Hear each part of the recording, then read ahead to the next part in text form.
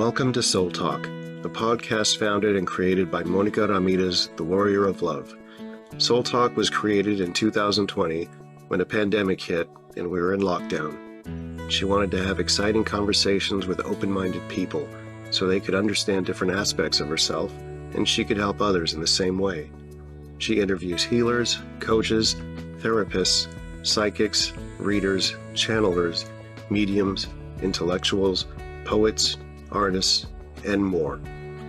She calls it Soul Talk because it started as a conversation from soul to soul. Hi everyone, this is Monica Ramirez, host of Soul Talk podcast, and we have a special invite today, and we're in Porapelooza. Her name is Vanessa Broer, and she is she's going to tell us a little bit about who she is and what does she do. And we're going to talk about one of my favorite themes, how to break contracts. Vanessa, please, thank you. Let us know who you are a little bit, and thank you for being here. Thank you, Monica. I'm excited. I love the name of the show, Soul Talks, because our soul is always talking.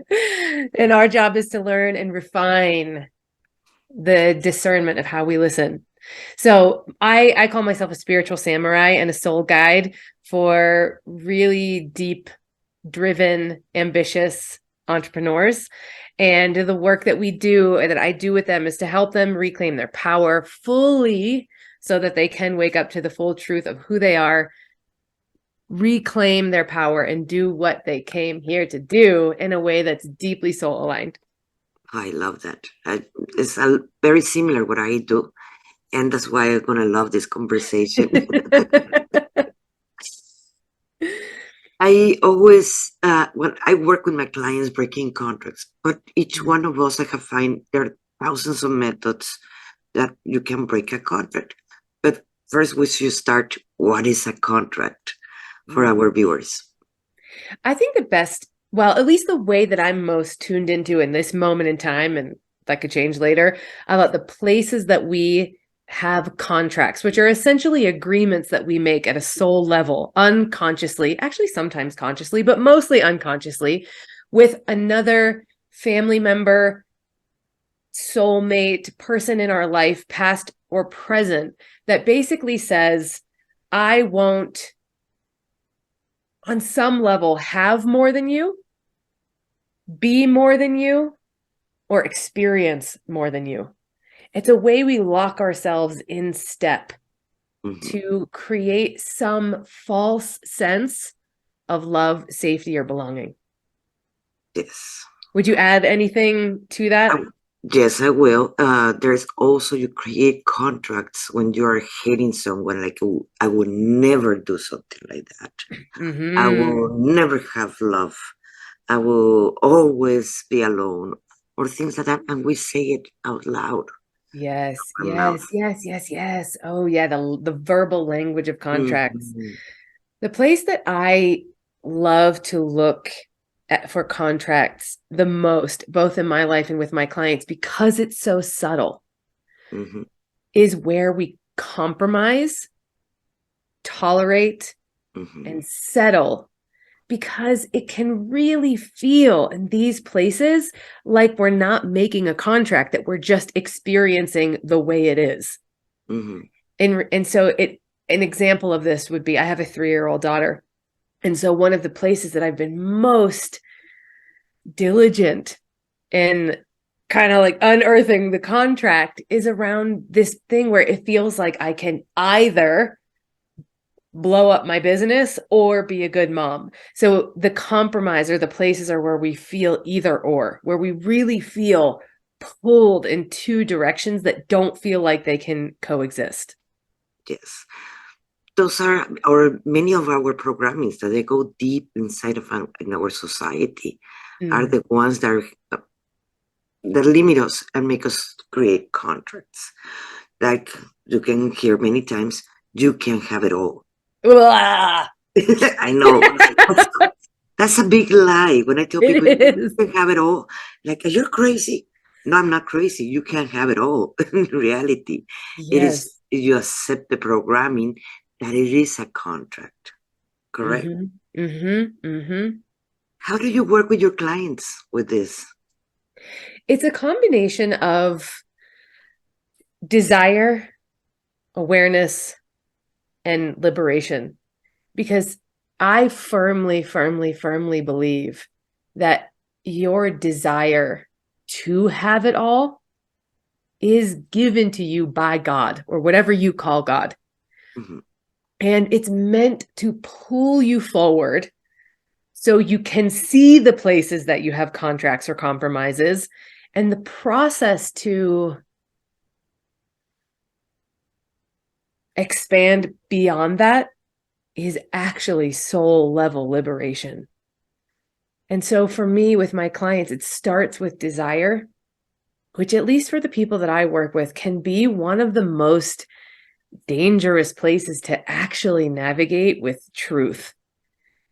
To really admit, what do you want? What does your soul long for? What do you crave? What do you not want to let yourself see that you want?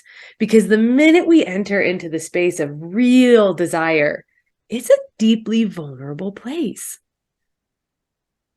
And don't forget, like when we're in love, we get married, and it's like, I'm gonna love this man forever. And it ain't happen.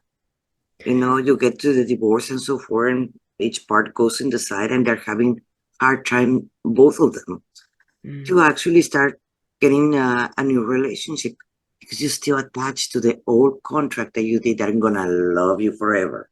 Yes. That's another kind of contract. It is. Yeah, we have guilt about the places where we used to have desire and we don't anymore. It feels like we're breaking a contract. And the next piece of this, I think, about, at least for me, we have to continually develop the relationship. And this is the piece that creates liberation, is that the ultimate contract has to be with loyalty to your own soul. And I have found over the years that and this is a relationship, this is not necessarily one moment, one decision, one event in time where you decide this.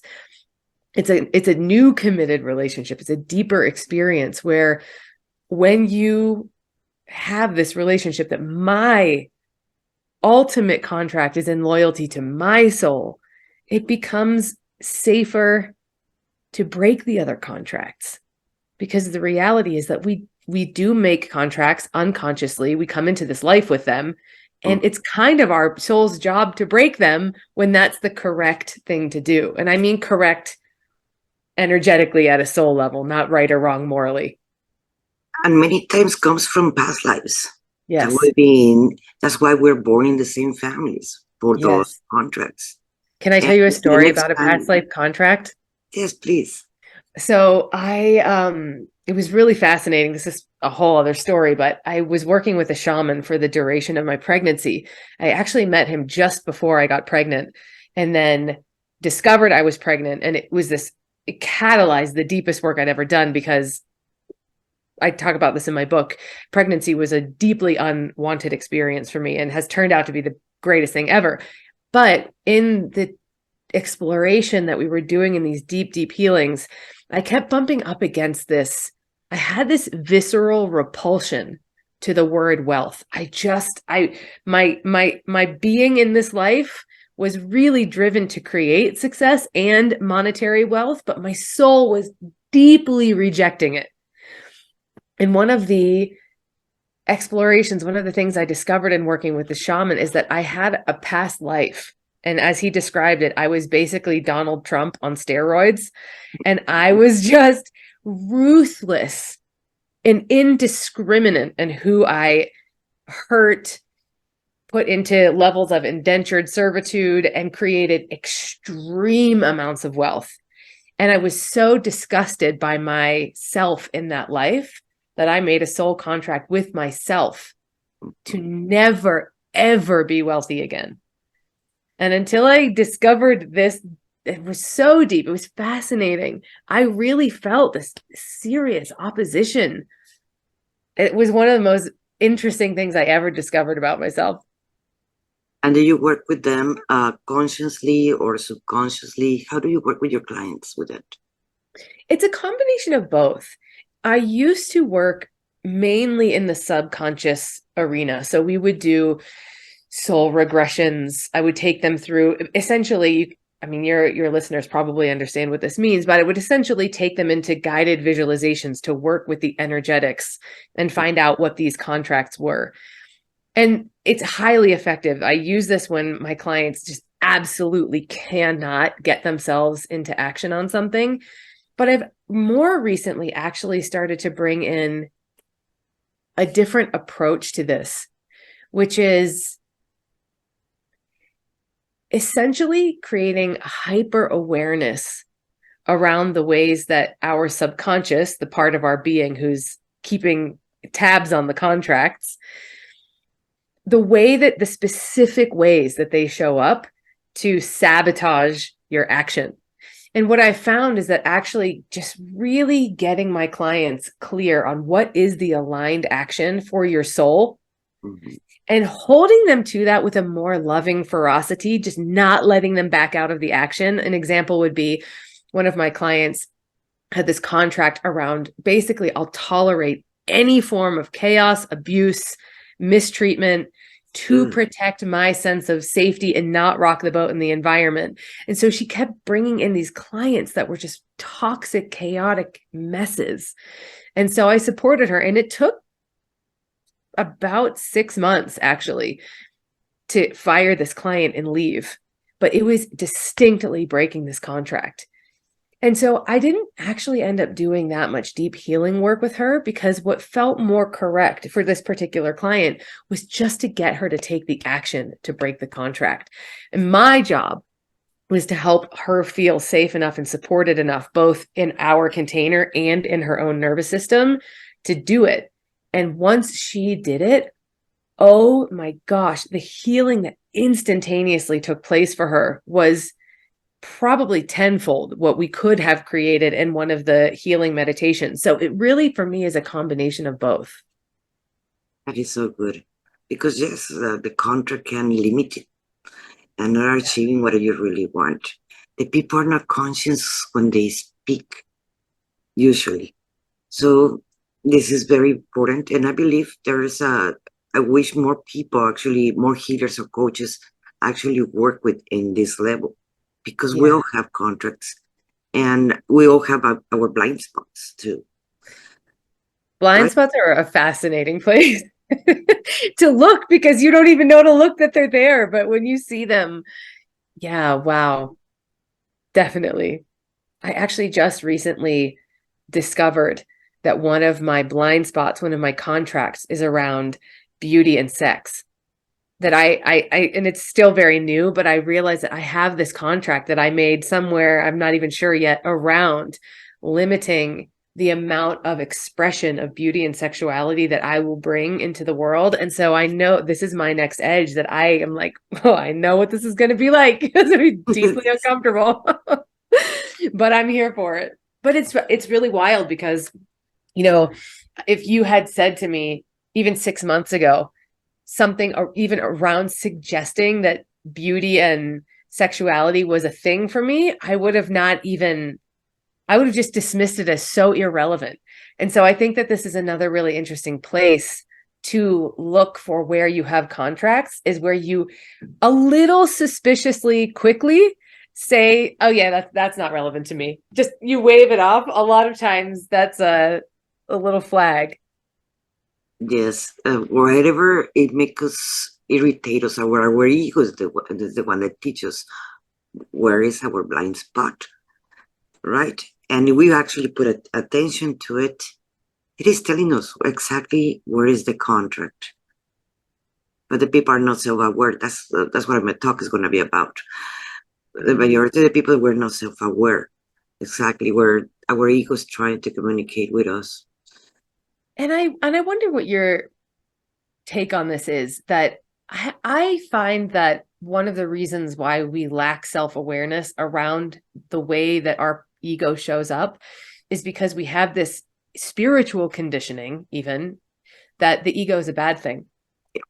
And we're trying to transcend our ego and get past our ego and work with our ego and heal our ego. And your ego is literally your roadmap, your partner on the journey. It's your shadow partner. It's highly inconvenient, totally gets in the way and messes up all your plans. And all that's true. And is pointing you exactly in the direction that you need to go. How do you experience that? I do agree. It's actually just we're conditioning by our society. It came, I believe, with the religions.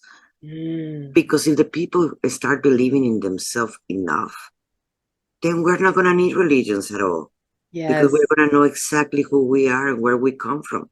So it was important to control us and manipulate us, not believing in ourselves. So they have to make the ego the evil guy. Yes. Or the evil thing that we should not believe in ourselves. That's the evil. Yeah. Oh, yeah. That is so. I don't know if you've ever read the book, The Abundance Book by John Randolph Price. It's fantastic. It's this tiny little book, and it's a 40-day meditation, basically a contemplation meditation towards wealth. And he talks a lot about how prior to religion, we all just had this deep divine relationship to God and trusted ourselves and were led by that intuition. And yeah, once you have that reconnected, you're pretty self-reliant and unstoppable. Tell us a little bit about your book that you mentioned, the one you wrote. It's called We Are One, How One Woman Reclaimed Her Identity Through Motherhood. And so right after I discovered I was pregnant, I remember the moment I was sitting on this throne like green velvet chair in my living room about to get on a call with a client, and I just was in the state of total spiritual bypass.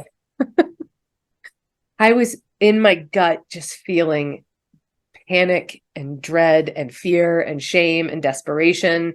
And then I was in this other state of, okay, yeah, I'm surrendered, I can do this, everything's fine, whatever comes my way is fine.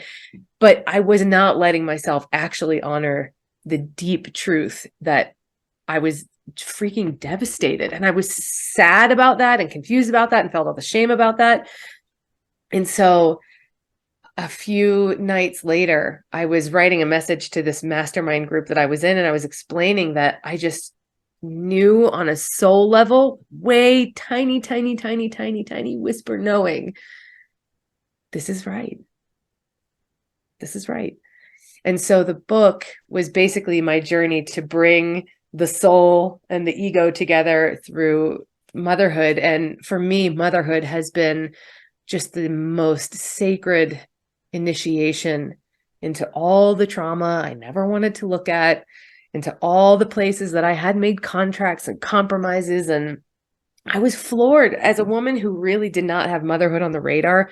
I was floored by the amount of conditioning I had received around what it means to be a good mother, what it means to be basically a good mother, which meant nothing that I am authentically.